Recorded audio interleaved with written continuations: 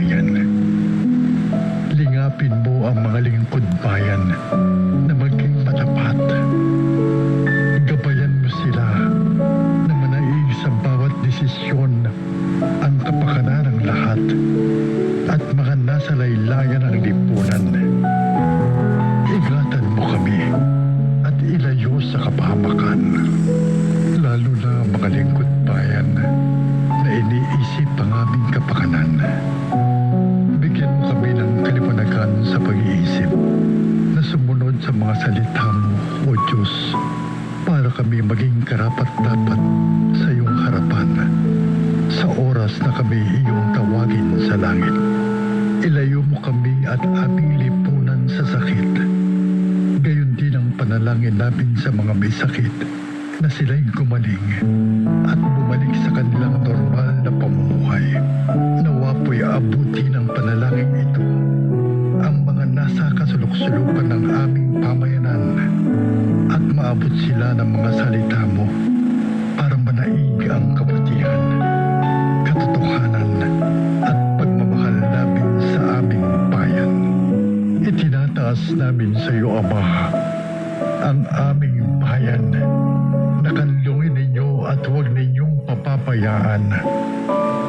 Lalo ang aming himpilan, ang kauna-unahang radyo, DZRH, na maging instrumento sa ikagaganda at ikauunlad ng aming binamahal na Pilipinas.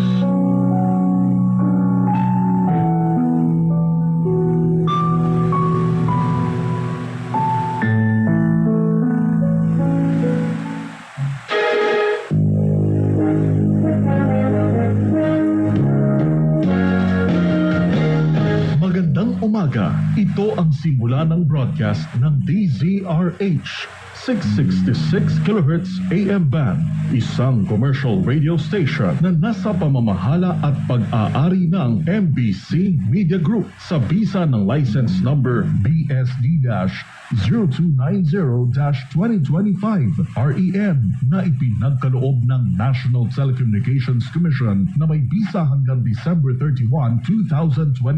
Ang DZRH transmitter ay matatagpuan sa Barangay Malanday, Valenzuela City, Metro Manila na nagsasahing papawid sa lakas na 50,000 watts habang ang studio ay nasa MMG Building, V. Soto Street, CCP Complex, Rojas Boulevard, Pasay City. Ang DZRH Engineering ay nasa pamumuno ng mga sumusunod na professional electronic engineers. Engineer Albert M. Songco, PECE license number 1183. Engineer Tonicar A. Valdez, PECE license number 1184. At Zaldi B. Kitaleg na may NTC license number 94-1PHN-053.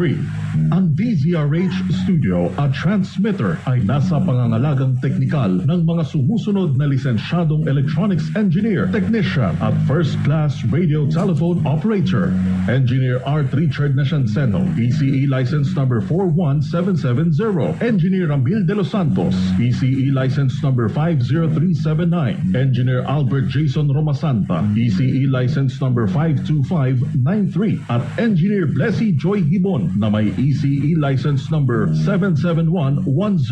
Sa DZRH AM Studio, Rene M. Abinales na may NTC license number 2K-1PHN-24764. Arnold B. Arroyo, NTC license number 93-1PV-7176. At John Jeric M. Barreto, NTC license number 19-1PNCR-26896. At sa DZRH radio transmitter, Geminiano P. Latumbo, NTC license number 93-1PNCR-7352. Alan E. De La Serna, NTC license number 92-1PHN-703. Leo R. Seguro, NTC license number 93-PII-6073. At Mariano F. Lingboan, NTC license number 99-1PI-23878. Ang DZRH ay sabayang napakikinggan sa pamamagitan ng 18 relay stations sa buong Pilipinas, Luzon, DZRH 666 kHz Mega Manila, 990 kHz Lawag, 648 kHz Isabela, 576 kHz Tugigaraw, 612 kHz Baguio, 1440 kHz Dagupan, 1224 kHz Lucena, 981 kHz Naga, 693 kHz Palawan at 1287 kHz Sorsogon. Visayas, 990 kHz Tacloban, 1485 kHz Iloilo, 1080 kHz Bacolod at 1395 kHz Cebu. Mindanao, 972 kHz Cagayan de Oro, 531 kHz General Santos, 567 kHz Cotabato, 1260 kHz Davao at 855 kHz Zamboanga. Ang DZRH ay opisyal ng magsasahing papawid. Muli, magandang umaga. Mga kababayan, ang pambansang awit ng Pilipinas. Kayang magiging sa silanganan, anak ng puso, sa titik ko'y buhay. Lupang hinirang, tuyang ka ng magiging, sa manlulupin, di magmasisipin, sa dagat at puno, sa simoy lang, sa langit mong rupaw. May nilagang tula at awit sa paglayang inawakan. Ang islat ng watawat mo'y tagumpay na natirindig. Ang bituin at araw niya kailan pa may di magdidinig. Lupa ng araw ng walhalik magsindan. Buhay ay langit sa piling mo. Aming ligaya na may mga ang mamatay lang dahil sa'yo.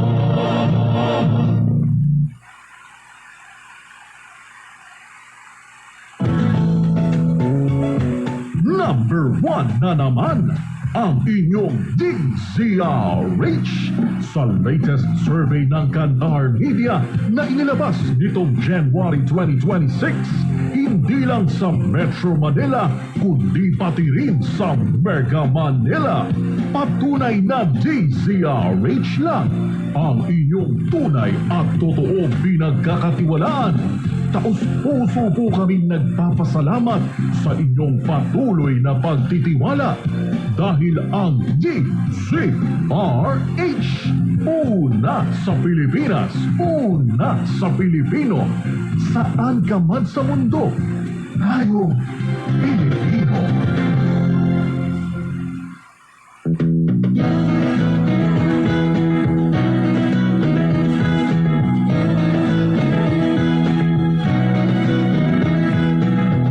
Ngayong 2026, 87 taon na po ang kauna-unahang radyo, DZRH. 87 tayo, saan ka man sa mundo, maririnig, mapapanood, makakasama mo. Tayo, iisa, tayo, Pilipino. DZRH, supok na sa balita, haligi ng katotohanan, magkabagong bayanihan, serbisyong tapat sa iyo, DZRH.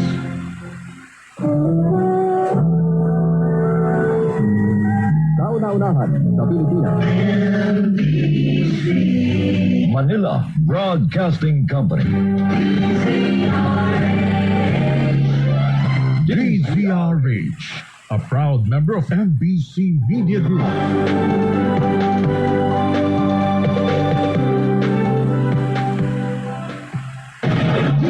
DZRH number 1 Na naman! sa Metro Manila, pati rin sa Mega Manila.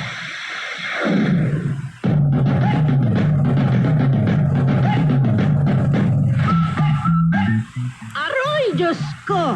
Magkakaroon daw ng Super El Nino ngayong taon. Ito na raw ang pinakamatinding El Nino na mararanasan sa loob ng 140 taon ayon sa mga siyentipiko. Ano nga ba ang epekto nito sa atin? At paano natin masusolusyonan ito? Ayon sa pag-asa, may mataas na tsansa na magkaroon ng malalakas at above normal na mga pag-ulan sa pagpasok ng habagat mula Hunyo hanggang Agosto. Nasusundan naman ng matinding tagtuyot at record high na init factor sa huling bahagi ng 2026 hanggang unang bahagi ng 2027. Nakaw! Kung ganyan, dapat ngayon pa lamang may mga paghahanda na tayo. Bukod sa taon-taon na tayong nakakaranas ng baha, dapat mag-imbak na ng mga makakaing pagkain sa panahon ng tag-ulan. Na para ba tayong mga langgam na nagsisinop ng pagkain para hindi natin ito maging alalahanin sa panahon ng malalakas na bagyo. Mag-imbak rin ng bigas dahil sa potensyal na epekto ng Super El Nino sa sektor agrikultura, lalo na sa produksyon ng paday hanggang sa susunod na taon. Bukod sa tag-ulan, dapat rin paghandaan ang matinding epekto ng Super El Nino sa tagtuyot at kakulangan ng enerhiya. Inaasahan rin kasi na magkakaroon ng matinding tagtuyot sa mga dam na nagsusupply ng enerhiya, lalo na sa mga nakadepende sa hydropower sa mga probinsya. Mag-imbak ng kandila o alternatibong pang-ilaw sa mga panahon na magkakaroon ng mga brownout. Ay, nako! Lagi ko na lang ba kayo sasabihan? Matuto kayo at laging mag-adapt sa mga pagbabago, lalo na sa epekto ng climate change. Yun lang. Love you na. Isang paalala mula sa DZRH.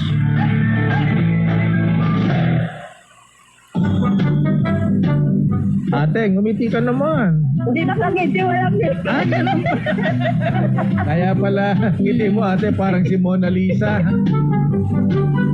Kano man palagay ng ngipin ngayon ate, ha? Nila, 4,000. Ganun ba? Ilang ngipin na yan? Isang butsera na yan? 10. 10.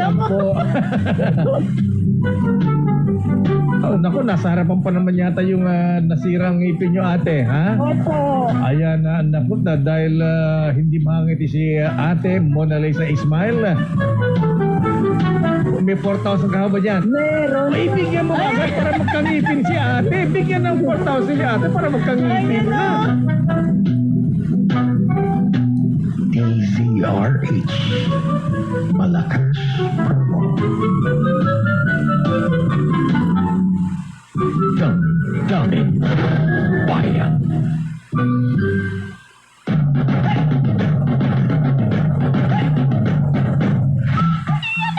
Sinasabi ko na darating ang ganitong panahon na mas mahal pa ang langis kaysa sa presyo ng bigas kada kilo. Lahat na lang nagmamahal, kaya dapat tayong magtipid. Kung gagamit ng sasakyan, mag-carpooling. Sabay-sabay nang umalis ng bahay para isang larga sa gas. Ipacheck ang sasakyan para fuel efficient. Hindi yung inuuga-uga mo ng inuuga ang sasakyan para magkasya ang fuel sa tangke. Delikado yan. Magpakarga ka agad matapos gamitin ang sasakyan para hindi masakit sa bulsa. Huwag mo nang hintayin magpa-full tank pa dahil malaking gastos yan. Sa bahay naman, pagkatapos magluto sa kala, isara ang tangke. Ang mahal na ng kada tangke ng LPG. Kung walang gumagamit ng ilaw, patayin. Kung walang laman ng ref, bunutin. Kailangang sinupin dahil mahal na ang kuryente. At makatulong ka para makatipid sa enerhiya ang bansa. Kasi pag hindi ka magtitipid, mapapamahal ka na at talagang hindi ka makakamura. Yun lang. Love you, anak. Isang paalala mula sa DZRH.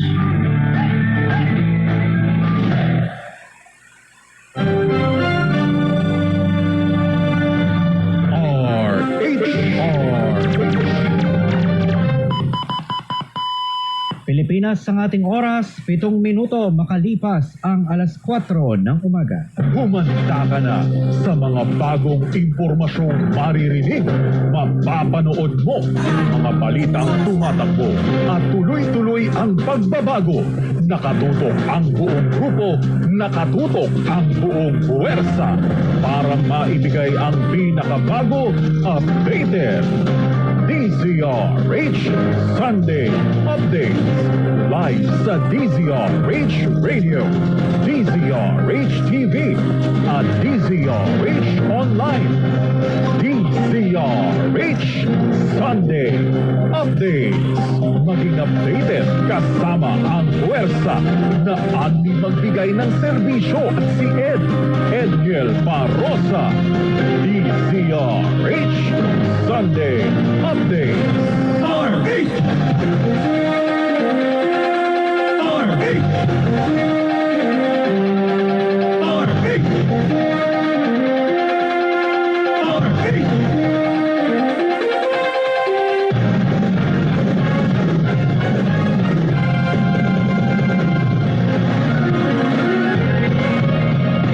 Magandang umaga Luzon, Visayas at Mindanao sa ulo ng ating mga balita. Rollback sa diesel at kerosene, asahan na sa susunod na linggo. Presyo ng gasolina posibleng walang paggalaw. Higit 300,000 na bariles ng diesel dumating na sa Pilipinas mula Malaysia. Tunog sa Navota Sanitary Landfill, kontrolado na usok, umabot na sa ilang bahagi ng Metro Manila.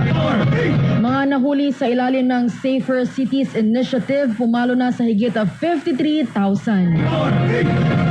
16 arestado dahil sa online sabong sa Bulacan. Para naman sa ating foreign news, 2 US warship nakadaan umano sa Strait of Hormuz.